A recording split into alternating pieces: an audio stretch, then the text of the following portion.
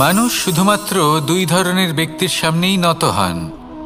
একজন হলেন তিনি যাকে তিনি সম্মান করেন, আর আরেকজন যাকে তিনি ভয় পান। এবার কোনো ব্যক্তি যদি আপনার সামনে নত হন, তাহলে তার পেছনের কারণ কি? আপনার প্রতি সম্মান নাকি আপনার প্রতি ভয়? সেটা আপনাকেই বুঝতে হবে। যদি আপনি এমন মনে করেন যে তাতে কি যায় আসে, ভয় হোক বা সম্মান, কেউ আমার সামনে নত তো হচ্ছেন, যদি এটা আপনার চিন্তা ভাবনা হয়, তাহলে আপনাকে মনে করিয়ে দিই, এই সময় বদলাতে বেশি সময় লাগে না। আজ যে ব্যক্তি আপনাকে দেখে ভয় পাচ্ছে, কাল এই ভয়ের সমাপ্তিও ঘটতে পারে। আবার এমনও হতে পারে যে তার কাছে অত্যাধিক শক্তি চলে এলো। অনেক কিছুই হতে পারে। তাই মনে রাখবেন, যে মাথা ভয়ের কারণে নত হয় তা সময় এলে সবার আগে বিরোধিতা করতে পারে, আর যে মাথা সম্মানের কারণে নত হয় আপনার জন্য নিজের শিরচ্ছেদও সে করতে পারে। তাই সকলকে আপন করে নিন, কিন্তু ভয় প্রয়োগ করে নয়। কর্ম করুন এবং সম্মান অর্জন করুন। শুধু এটাই করুন আর আমার সাথে ভালোবেসে বলুন, রাধা রাধা। আমাদের জীবনে গুরুজনেরা, জ্ঞানী মানুষজন সবসময় একটা কথা বলেন, ধৈর্য ধরো। শুধুমাত্র দুটো শব্দ, কিন্তু কতটা বিশাল সেটা বোঝার চেষ্টা করুন। ছোট একটা অস্ত্র হাতে নিন এবং একটা বিশাল পর্বতে নিরন্তর প্রহার করতে থাকুন। ধৈর্য ধরে সেই কাজ করতে থাকুন। এমন একদিন আসবে, এই বিশাল পর্বতে আপনি একটা পথ তৈরি করবেন। কোনো ধনুর্ধর যখন নিজের বিদ্যা অর্জন করেন, তখন তাকেও ধৈর্য ধরতে হয়, তার নিজেকে সময় দিতে হয়, তবেই সে ধনুর্বিদ্যা শিখতে পারে। সেইভাবে আমাদের জীবনেও ধৈর্য ধরার খুব প্রয়োজন। পরিবারে ধৈর্য রাখতে পারলে তাহলে আস্তে আস্তে দেখবেন প্রেম বৃদ্ধি পাচ্ছে। সমাজে যদি ধৈর্য রাখতে পারেন, তাহলে আস্তে আস্তে এই সমাজ আপনাকে সম্মান করবে। যদি নিজের জীবনে ধৈর্য রাখতে পারেন, তাহলে নিজে থেকেই আত্মবিশ্বাস বাড়বে, নিজের বিকাশ হবে। জীবনে সবই সম্ভব যদি ধৈর্য রাখতে পারেন। হয়তো আস্তে আস্তে হবে, কিন্তু হবে অবশ্যই। শুধু ধৈর্য রাখুন, কারণ ধৈর্যই সবথেকে বড় পুঁজি। আসুন আর আমার সাথে ভালোবেসে বলুন, রাধা রাধা। কোনো এক সময়ের ঘটনা এটা। মা এবং বাবা হাটে গিয়েছিলেন। তখন আমি আর দাদা গিয়েছিলাম গরু চড়াতে। আমরা বাড়ি ফিরে এলাম, আর মা সেই সময় একটা কাজ করতেন। যখনই হাটে যেতেন, দরজা তালা বন্ধ করে যেতেন। উনি খুব ভালো করে জানতেন যে যদি ওনার এই মাখন চোর সঠিক সময়ে পৌঁছে যায়, তাহলে এক ফোঁটাও মাখন আর অবশিষ্ট থাকবে না। এবার ঘটনা কিছুটা এরকম হলো যে মা আর বাবা মাঝে মাঝে হাটে যেতেন, তাই মাঝে মাঝেই দরজা তালা বন্ধ করতে হতো। যখন মা আর বাবা ফিরে এলেন, তখন বাবা ভুলে গিয়েছিলেন যে এই চাবির গোছা থেকে ঠিক কোন চাবিটা দরজার তালা খোলার জন্য উপযোগী। উনি চেষ্টা করতে শুরু করে দিলেন। একটার পর একটা চাবি দিয়ে উনি চেষ্টা করতে থাকলেন, কিন্তু সেই দরজার তালা তো খুলতেই চাইছিল না। ওনার মাথা থেকে ঘাম পড়তে শুরু করলো। তখন মা বললেন যে তালা ভেঙে দেওয়া যাক। মা চলে গেলেন, আর বাবা বললেন, না না দাঁড়াও, আর কিছু চাবি বাকি আছে, এটা হয়তো খুলতে পারবো। মা হাতুড়ি নিয়ে চলে এলেন সেই তালা ভাঙার জন্য, আর তখনই বাবা শেষ চাবিটা প্রয়োগ করলেন, আর দরজার তালা খুলে গেল। যদি উনি চেষ্টা না করতেন, তাহলে এই তালাটাও ভেঙে যেত আর চাবিটাও নষ্ট হয়ে যেত, ঠিক কিনা?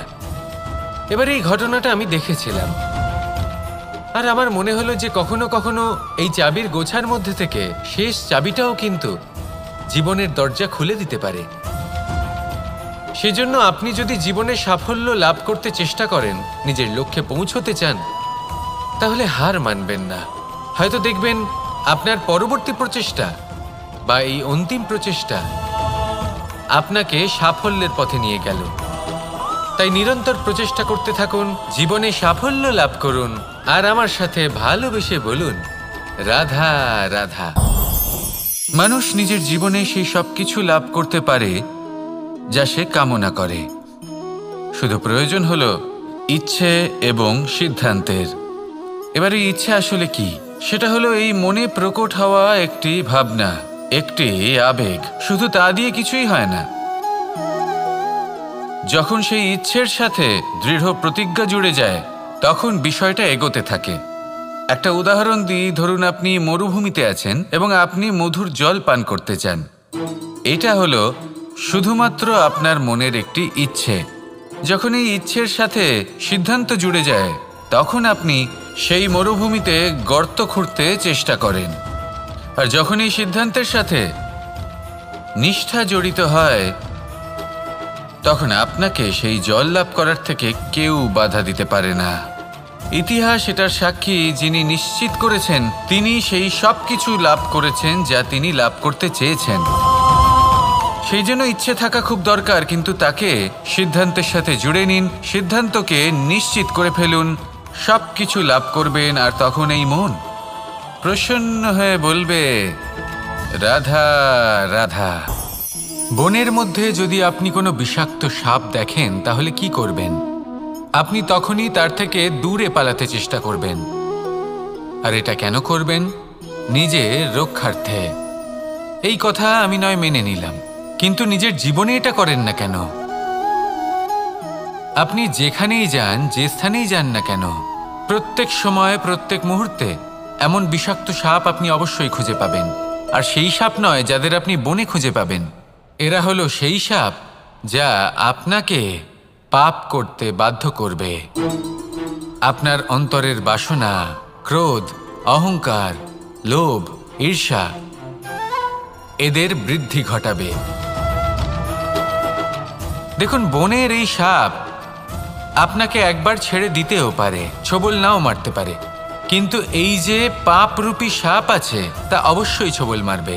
কর্ম যদি করেন তাহলে অবশ্যই ফল পাবেন। সেই জন্য যখনই কোথাও যাবেন, যদি এমন কাউকে দেখেন, যদি এমন কিছু দেখেন যে আপনাকে পাপ করতে বাধ্য করছে, তাহলে সেই মুহূর্তে সেখান থেকে পালিয়ে যান। যেমন বনের সাপ দেখে আপনি পালাতে থাকেন। সৎকর্মের রক্ষা অত্যন্ত আবশ্যক। আসুন আর আমার সাথে ভালোবেসে বলুন, রাধা রাধা। এই সংসারের সব থেকে বড় সুখ কি? কেউ বলবেন নিজের লক্ষ্য প্রাপ্ত করা, কেউ বলবেন ধন উপার্জন করা, কেউ বলবেন নিদ্রাই সব থেকে বড় সুখ, কেউ বলবেন রাজ্য লাভ করা, আবার কেউ বলবেন মাতার হাত থেকে খাবার খাওয়া, আদি ইত্যাদি। কিন্তু যদি সত্যি কথা বলি, এই সংসারের সব থেকে বড় সুখ হলো সেবা করা। কখনো কাউকে সেবা করে দেখুন। এই সেবা দ্বারা অন্য কোনো মানুষের আশীর্বাদ লাভ করাতেই সুখ রয়েছে। আপনার সেবা ভাব দ্বারা যখন কোনো মানুষ নিজের অন্তরাত্মা থেকে আপনাকে আশীর্বাদ করে, তার থেকে বড় সুখ আর কিছুই নেই। কারণ প্রত্যেক মানুষের মধ্যে ঈশ্বর বাস করেন। নরের সেবাই হলো নারায়ণের সেবা। নিষ্কাম সেবা করাই হলো সব থেকে বড় সুখ। তাই নিজের অন্তরে সেবার এই ভাব জাগ্রত করুন। যে সুখের কথা আমি বলছি, সেই সুখ অনুভব করেই দেখুন। এই মন সুপ্রসন্ন হয়ে বলবে, রাধা রাধা। বায়ু পঞ্চতত্ত্বের মধ্যে তৃতীয় তত্ত্ব। কেউ একে সমীর বলে, আবার কেউ একে পবন বলে।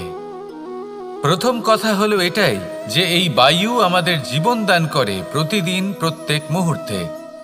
এই বায়ুর কারণেই আমরা নিঃশ্বাস নিতে পারি, জীবিত থাকতে পারি। এই বায়ুই হলো সেই যা সকল মেঘেদের একত্রিত করে একটি স্থানে আর বর্ষা ঘটায়। আর এই বর্ষার কারণেই এই ধরিত্রীতে অন্ন উৎপন্ন হয়।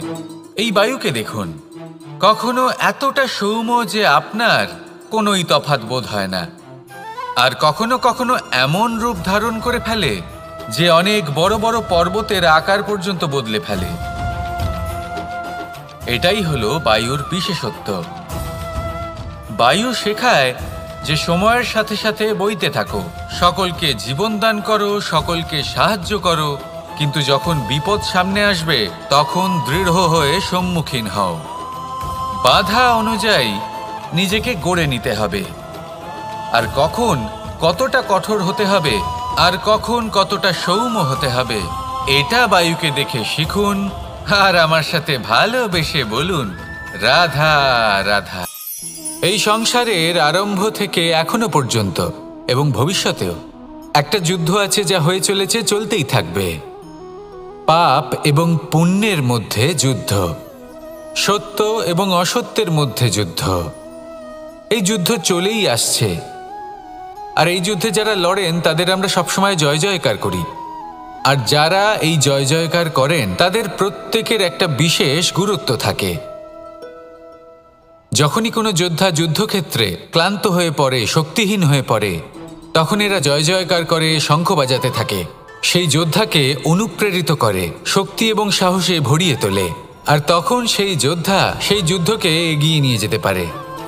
যখন শ্রীরাম লঙ্কা যাত্রা করার জন্য সেতু তৈরি করছিলেন, তখন একটা ছোট্ট মিষ্টি কাঠবিড়ালি নিজের মুখে মাটির টুকরো বয়ে নিয়ে গিয়ে তার সাধ্যমতো তাকে সাহায্য করছিল। শ্রীরাম দেখলেন এবং বললেন যে ও তো সবার মনোবল বৃদ্ধি করছে, সবাইকে প্রেরিত করছে। ও বলল যে আমি এত ছোট হয়েও যদি এই কাজ করতে পারি, তাহলে আপনারা সবাই কেন পারবেন না? এটাই হলো সেই সকলের মাহাত্ম্য, যারা জয় জয়কার করেন, অনুপ্রেরিত করেন, সাহস যোগান। ওনারা সেই ব্যক্তি যারা একজন যোদ্ধার মধ্যে যুদ্ধকে জয় করার শক্তি প্রদান করেন।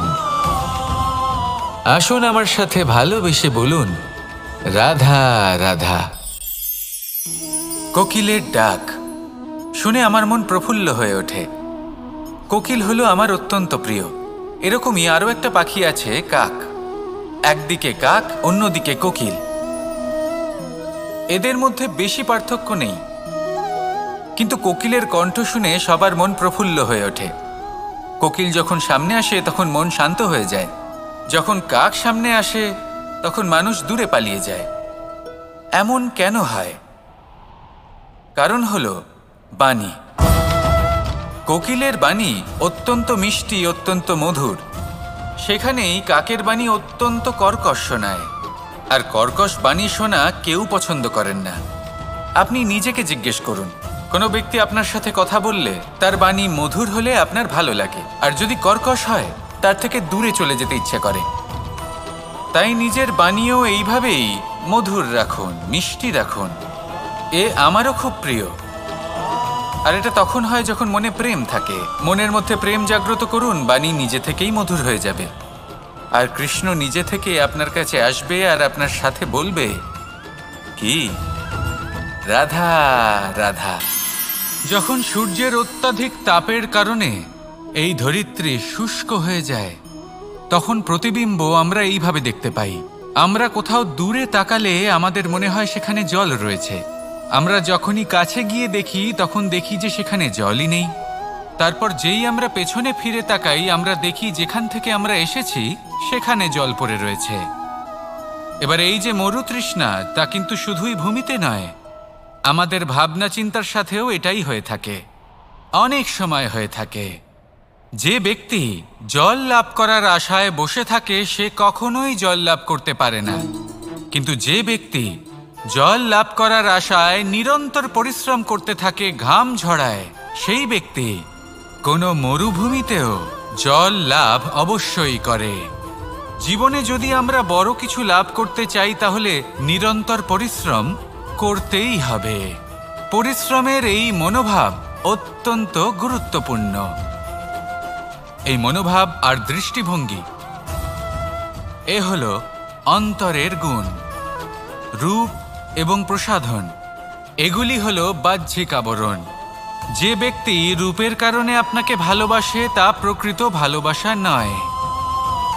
কিন্তু যে ব্যক্তি আপনার আবেগ এবং মানসিকতার জন্য আপনাকে ভালোবাসে, তাই হলো প্রকৃত ভালোবাসা।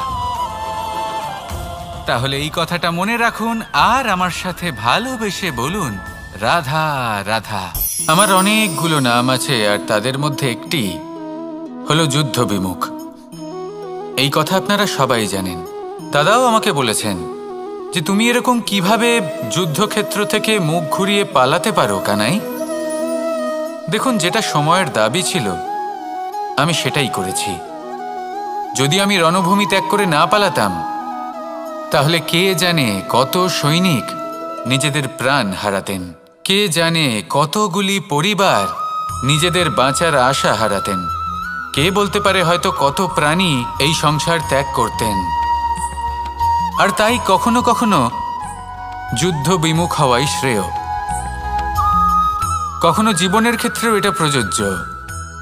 যদি দূরে চলে গেলে আপনার সম্ভাবনা বৃদ্ধি পায়, তাহলে দূরে চলে যান।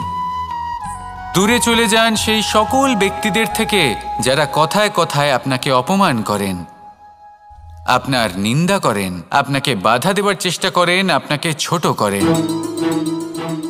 কারণ তাদের সাথে থেকে, সেই সকল ব্যক্তিদের সাথে থাকলে যারা আপনার মূল্য বোঝেন না, আপনি নিজের আত্মসম্মান, নিজের আত্মবিশ্বাস, নিজের ব্যক্তিত্বকে নত করে ফেলবেন।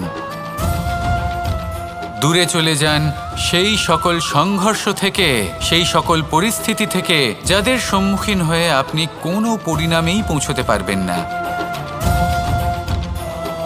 যদি আপনি এইভাবে যুদ্ধ বিমুখ হয়ে উঠতে পারেন, যদি এই প্রবৃত্তি আপনি নিজের মধ্যে জাগ্রত করতে পারেন, তাহলে আপনার সামনে সেই যুদ্ধ চলে আসবে যাতে বিজয় লাভ করে আপনি নিজের অস্তিত্ব খুঁজে পাবেন। আর সেটাই হলো সবথেকে বড় জয়লাভ। আসুন আমার সাথে ভালোবেসে বলুন, রাধা রাধা। সংসারের বিভিন্ন ক্ষেত্রে আপনি অনেক কিছুই দেখতে পাবেন। যে কোনো খেলা, কোনো নাটক দেখতে পাবেন, কেউ কোনো খেলা খেলছে তা দেখতে পাবেন। আর দর্শকগণ এই দেখে অত্যন্ত আনন্দ লাভ করেন, হাততালি দিতে থাকেন, প্রশংসা করতে থাকেন, নিজের অন্তরের উৎসাহ প্রকাশ করতে থাকেন। কি দেখে করেন? সেই সমস্ত খেলোয়াড়দের দেখে করেন যারা এই খেলাটা খেলছে, তাই না?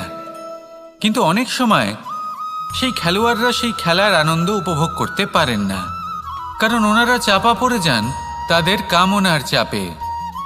জয় লাভ করার কামনা, প্রথম স্থান লাভ করার ইচ্ছে, প্রতিযোগিতায় সবথেকে এগিয়ে থাকার ইচ্ছে তাদেরকে এই খেলা উপভোগ করতেই দেয় না।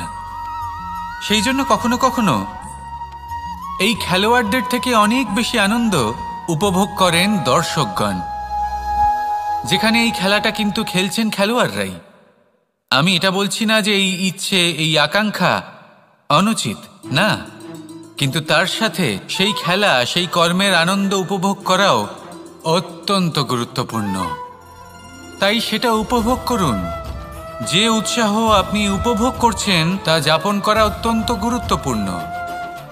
দেখুন, সত্যি বলতে এটা কিন্তু আপনার অধিকারও বটে। আপনি যে কর্ম করছেন তার ফল তো আপনি অবশ্যই পাবেন। সেটা যখন আপনি পাচ্ছেন তখন আপনার তা উপভোগ করা উচিত। সেটাই করুন। জীবনে সফলতা এবং অসফলতা এরা আসা যাওয়া করতে থাকে। যখন সাফল্য আসবে তখন তা উপভোগ করুন, যখন অসফলতা আসবে তখন তার থেকে শিক্ষা লাভ করুন। সাফল্য আপনার কাছে আবার ফিরে আসবে। আর এই মন, আপনি তো জানেন, এই মন প্রসন্ন হয়ে বলবে, রাধা রাধা। ভোজন, এই সংসারে যেই হোক না কেন, কোনো মানুষ হোক, কোনো প্রাণী হোক, কোনো কীট হোক বা কোনো বনস্পতি হোক, প্রত্যেকের জন্য ভোজন অতি আবশ্যক। কারণ ভোজন থেকেই শক্তি পাওয়া যায়, আর সেই শক্তি দিয়েই সংসারের, আমাদের জীবনের সমস্ত কার্য করা যায়। এবার এমন এক ধরনের শক্তি হয় যা শীতের ঋতুতে সূর্য থেকে আমরা পেয়ে থাকি, আর আরেক ধরনের উত্তাপ হয় যা দিয়ে ভোজন রান্না করা হয়, সুস্বাদু নানান ধরনের ভোজন। এবার অত্যন্ত গুরুত্বপূর্ণ হলো যে ব্যক্তি সেই ভোজন বানাচ্ছেন তার মানসিক পরিস্থিতি এবং সেই ব্যক্তি যিনি ভোজন গ্রহণ করছেন তার মানসিক অবস্থা। যখনই আপনি ভোজন বানাচ্ছেন তখন ভালোবাসার সাথে কাজটা করুন, ধন্যাত্মক ভাব নিয়ে, সৎ ভাবনার সাথে। কারণ আপনার এই মানসিক স্থিতি শক্তির আকারে সেই খাদ্যের সাথে মিলেমিশে যায়। আর যখনই আপনি ভোজন গ্রহণ করছেন তখন সদ্ভাবনার সাথে, প্রসন্নতার সাথে গ্রহণ করুন, ধন্যাত্মক ভাব নিয়ে। যদি আপনি প্রসন্নতার সাথে রান্না করেন, প্রসন্নতার সাথে খাদ্য গ্রহণ করেন, তাহলে আপনি প্রসন্নই থাকবেন। আর মন সুপ্রসন্ন হয়েই বলবে, রাধা রাধা।